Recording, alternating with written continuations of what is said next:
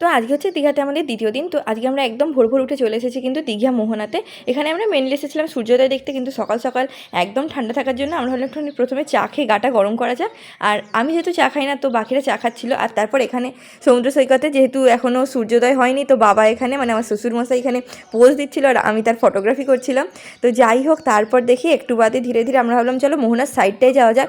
তো এখানে পাথর এত বেশি ছিল, এই সমুদ্র সৈকতটাকে বাঁচানোর জন্য এখানে পাথরগুলো দেওয়া থাকে। কিন্তু এই জায়গাটায় উঠে আমরা ভাবছিলাম সামনের দিকটা আরও এগিয়ে যাব, কিন্তু এতটাই অসুবিধা হচ্ছিলো যে যাওয়াতে এখান থেকে সবাই উঠতেই পারছিল না। ওই জন্য আমরা কয়েকজন উঠেছিলাম, তারপর ভাবলাম না থাক, এমনি নিচ থেকেই দেখা যাক। তো এখান থেকেই আমরা সূর্যোদয়টা দেখে নিয়েছিলাম।